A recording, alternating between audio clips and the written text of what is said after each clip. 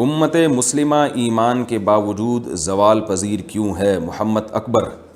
موجودہ دور میں امت مسلمہ انتہائی زبوں حالی کا شکار ہے۔ اگر دیکھا جائے تو یہود و نصارہ اسلام کے منکر ہیں اور ان کے گناہ ہم سے کئی گنا زیادہ ہیں۔ دنیا بھر میں وہ مسلمانوں پر ظلم کر رہے ہیں اور فساد مچایا ہوا ہے۔ اس کے باوجود وہ دنیا میں ایک طرح سے حاکم ہیں۔ ان کی پالیسی پوری دنیا میں چل رہی ہے، تو مسلمان دین برحق پر ہونے کے باوجود اس زوال اور پستی کا شکار کیوں ہیں؟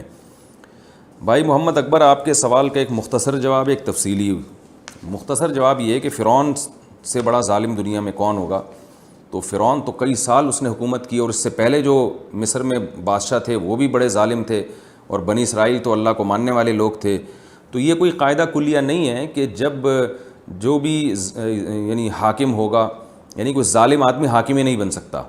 قرآن مجید میں اللہ تعالیٰ کا ارشاد ہے فلا یغرنک تقلب الذین کفروا فی البلاد، کہ اے نبی یہ جو کافر کا غلبہ ہے زمین میں، یہ آپ کو کہیں یہ لوگ دھوکے میں نہ ڈال دیں۔ تو متاع قلیل، یہ دنیا کا تھوڑا سا سامان ہے جو ان سے چھین لیا جائے گا۔ رہا یہ مسئلہ کہ مسلمان زوال پذیر کیوں ہیں، تو اس کی دو وجوہات ہیں۔ ایک تو اس کی علت ہے اور ایک حکمت ہے۔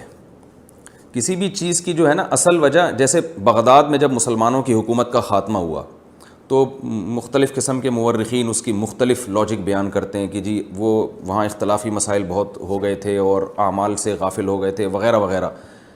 لیکن اصل وجہ کیا تھی کہ مسلمانوں ہی میں جو خلیفہ کا ایک قریبی شخص تھا اس نے غداری کی تھی اور اس نے تاتاریوں کو آنے کے لیے بارڈر کھول دیا تھا۔ تو یہ اصل وجہ تھی خلافت بغداد کی خلافت کے خاتمے کی، تو یہ اصل علت تھی۔ باقی یہ ہم کہہ سکتے ہیں کہ اپنا ہی آدمی جو آستین کا سانپ نکلا، تو ایسے لوگ اللہ ہم پہ مسلط کیوں کر دیتا ہے؟ کچھ ہماری بدعمالیاں ہوتی ہیں جس کی وجہ سے اس قسم کی مسٹیک ہم سے ہو جاتی ہیں۔ تو ممکن ہے اس دور میں مسلمانوں سے بہت ساری زیادہ بدعمالیاں ہوئی ہوں اور ان کے وہ اوصاف نہ رہے ہوں جو ان کے اسلاف کے ہوا کرتے تھے، لیکن اصل جو وجہ تھی وہ بدعمالیاں نہیں تھی۔ بدعمالیوں کی وجہ سے شاید ایسا ہوا ہوگا، لیکن اصل وجہ کیا تھی کہ جو خلیفہ کا جو نائب تھا اس نے غداری کی تھی اور اس نے تاتاریوں کو راستہ دے دیا تھا۔ تو یہی مسلمانوں کے ساتھ ہوا ہے۔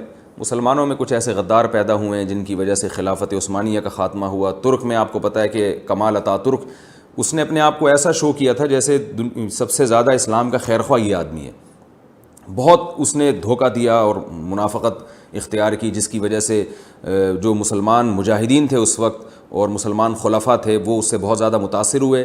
حقیقت میں وہ یعنی غیروں کا ایجنٹ تھا۔ اس نے خلافت عثمانیہ کا خاتمہ کیا اور جو کچھ ہوا ہمارے سامنے ہے، اس کے بعد سے مسلمان زوال کا شکار ہوتے چلے جا رہے ہیں، کیونکہ جس کے پاس حکومت ہوتی ہے وسائل اسی کے پاس ہوتے ہیں۔ تو آپ جتنی بھی ترقی کر لیں، اصل حکومت چونکہ غیروں کی ہے تو آپ کی تمام تر ترقی کو وہ کیش کروائیں گے۔ آپ کیسے ترقی کر سکتے ہیں کہ آپ اپنے وسائل، آپ کے بلوچستان میں سونا ہے وہ بھی آپ نکال نہیں سکتے ان سے پوچھے بغیر۔ آپ کی کوئلے کی کانیں، مجھے خود ایک ماہر معیشت نے بتایا کہ بلوچستان میں اس قدر کوئلہ ہے کہ 200 سال تک پورے ملک کو فری بجلی دی جا سکتی ہے، مگر اس کوئلے سے بجلی بنانے پر پابندی ہے۔ تو جب غیر کی حکومت ہوتی ہے تو آپ کی تمام تر ترقی کو وہ کیش کرواتے ہیں۔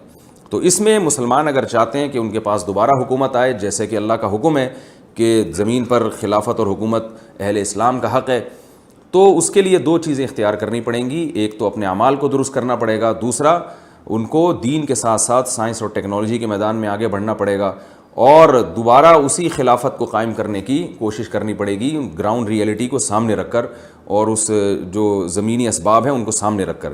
تو یہ حکومتوں کے لیے 100-200 سال کوئی بڑا عرصہ نہیں ہوتا۔ خلافت عثمانیہ کو ختم ہوئے 100 سال ہوئے، تو یہ کوئی بڑا عرصہ نہیں ہے۔